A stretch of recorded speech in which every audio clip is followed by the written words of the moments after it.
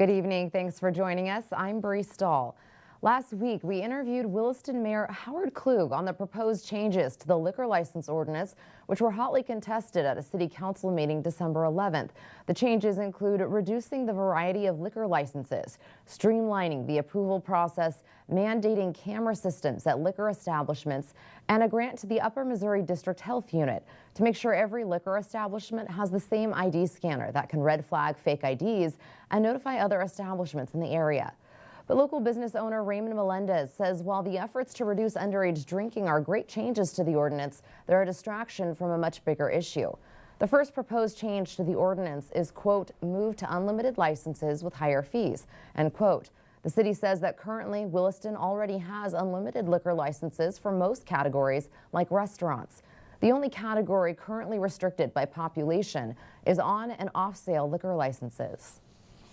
I agree we should have unlimited for restaurants in town. I absolutely agree with that. I think there was things in the ordinance that needed to be cleaned up. However, the city convoluted that by adding the unlimited licenses without looking at the real ramifications of it.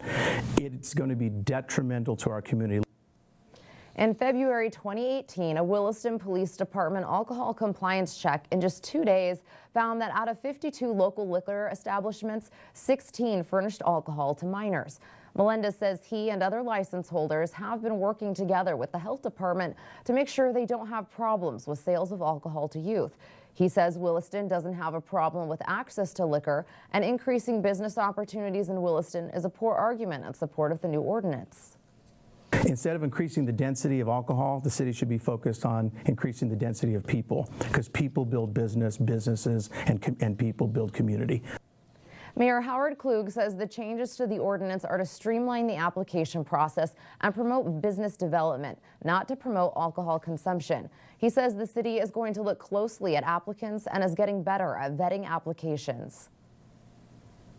With the new ordinance too, is that if you come in and apply, even though that they are available for sale, that doesn't automatically get one just because you got a pocket full of money. You still have to go through the same hoops.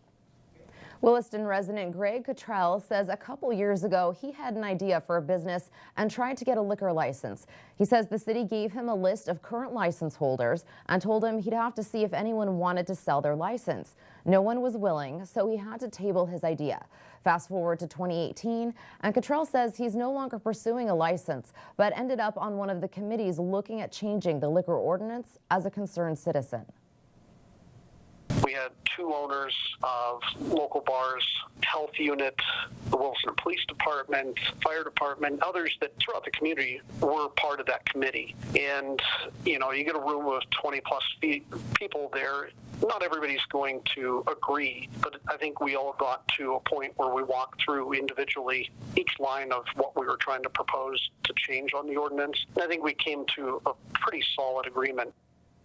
Cottrell says the purpose of local government is not to inhibit economic growth, but to figure out how to encourage entrepreneurs. There are currently 64 active liquor licenses in Williston, according to city documents. The city has moved the first reading of the proposed changes to January 22nd.